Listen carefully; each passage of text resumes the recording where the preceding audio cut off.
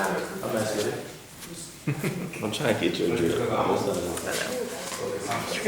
everybody, welcome to this week's Texas Roadhouse press conference. It's the final week of athletic events at UTPB for the 2019 calendar year.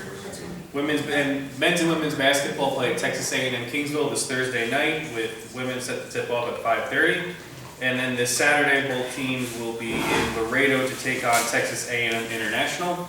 And in other UTPB news, the Helmet Tracker Helmet Bowl, the competition for the top helmet in all of college football, UTPB has made the top 16 helmets, and fans can go vote on helmettracker.com. Starting off today's press conference will be head women's basketball coach Ray Boothe. Oh, you have one for me? All right, Tom.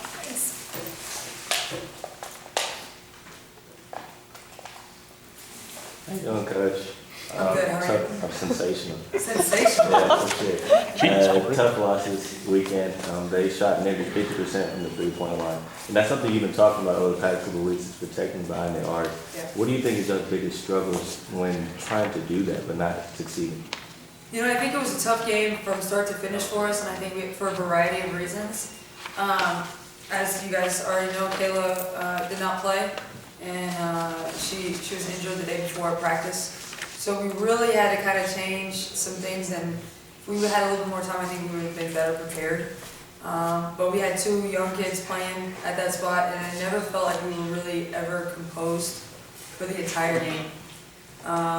But yes, defensively, we had major struggles. In fact, we talked about two players all week, and those two players for Cameron did a phenomenal job, scored 53 points combined, and we just limiting those two players in whatever defense we tried, we were unsuccessful. Credit to them, they're very good, but I just never felt like we had our composure to have a clue of there she is or there she is. And I think that's just where we have to grow up a little bit as a program and mature. I do think the outcome maybe would have been different. I do wish we played them again with a healthy squad, but we had opportunities twice in the fourth quarter, where we closed the margin to 2 and then 3 points, and they rallied, and their players hit big shots. But yeah, guarding beyond the arc, and I think we're going to help our team be better at that with mixing it up a little bit more defensively. And we're adding another defense for this week to hopefully give us a little bit more depth at every position within a system. Got a couple games on the road this week. What are these matchups looking like? They're must-wins. So Kingsville and TAMU both are, by their record right now, towards the bottom of the Lone Star Conference, even though it's early.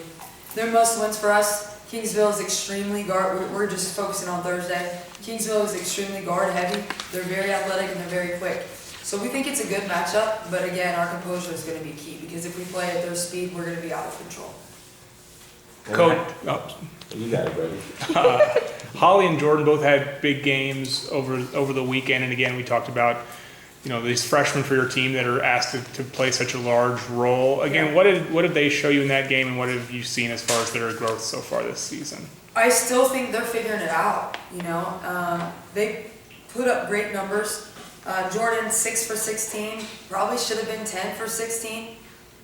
Missed high percentage shots, just being a little bit too out of control.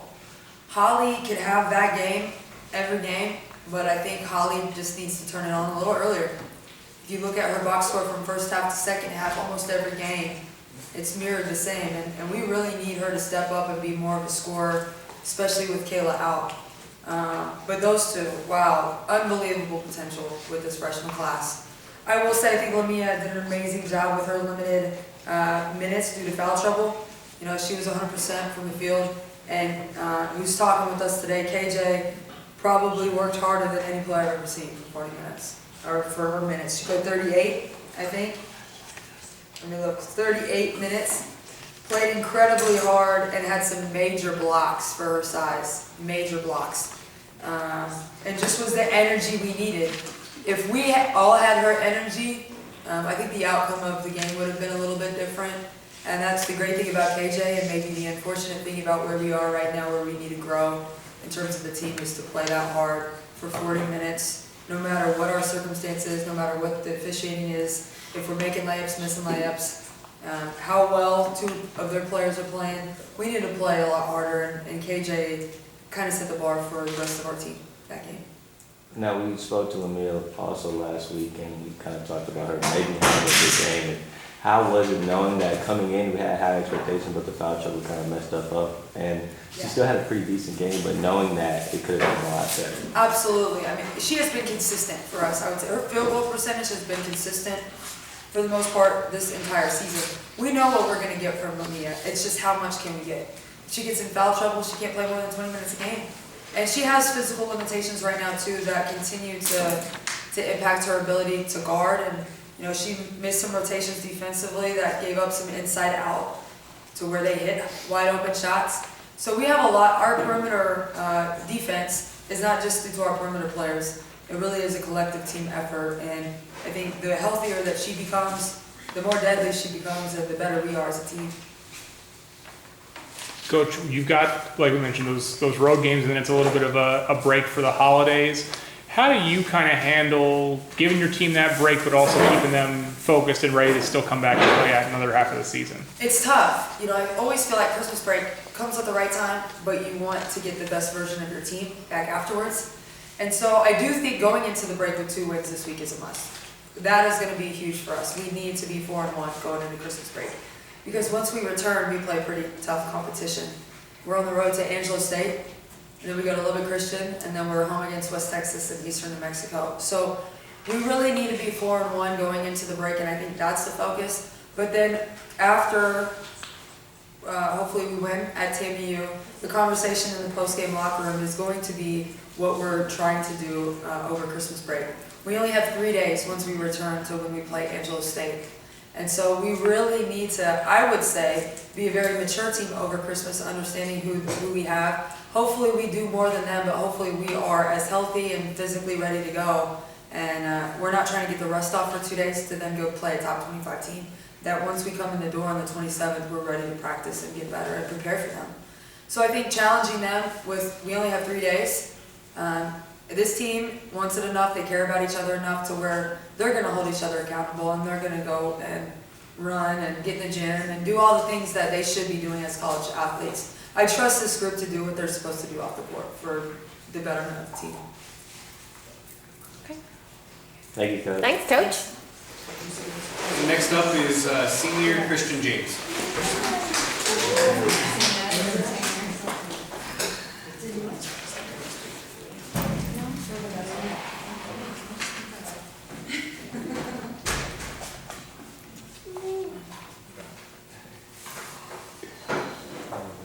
Ready, KJ? Okay, just making sure. How you doing, KJ? Good, how are you? Sensational. Okay, so first question. Last time you were up here, we kind of talked about you becoming that vocal leader on the team, being a senior. How do you think that's played out so far in the past 2 weeks? A little bit, but I mostly do it by like actions, like the way I play. Like I just try to play with a lot of energy, and then just hopefully it just like they feed off of me. Like that's what I try to do. What were some of your major takeaways from Saturday's game? Like what was like, that What- we need to work on? Or, Yeah, things you need to work on, things you did well. Knowing personnel, like Coach said, we knew who the shooters were, and we worked on it, and we knew everything, but we somehow still let them go off for 50 points. So I think just working on knowing how to stop the key players when Coach tells us we need to stop the key players. Yeah, being a senior, and Coach has talked about it, being someone that people can look up to the way you play. You take kind of responsibility as this break looms, and you kind of text the girls like, hey, don't forget, work out, or don't forget to get in the gym, or do you kind of do it by yourself and hope that they follow suit? Yeah, I just do it by myself, but the captains really make sure that everyone's like on their P's and Q's. But I talk a little bit, but mostly I just I do it, they just follow me. So. How do you feel about that break, and then only having 3 days to come back before Angelo? I just really hope everyone works out over break and not just wait till we get back here to try to start it back up, because if so, then we're gonna be behind. So just hopefully everyone knows that we need to stay in shape and keep working out while we're home. KJ, 3 blocks, 4 steals. Do you kind of embrace the role of trying to be kind of the defensive stopper on this team and being the kind of leader on the defensive end? Yeah, I love defense. That's my favorite.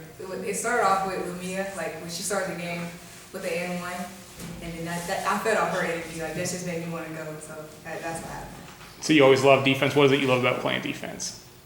I like blocking shots because they don't expect it because I'm so small. Coach had some nice words about you as far as, how hard you worked and what a game you had, kind of, doing a little bit of everything.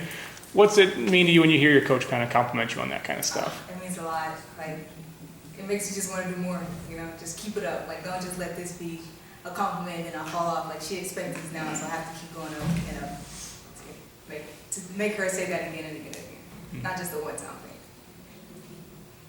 thing. Okay. Thanks, KJ. Thank you.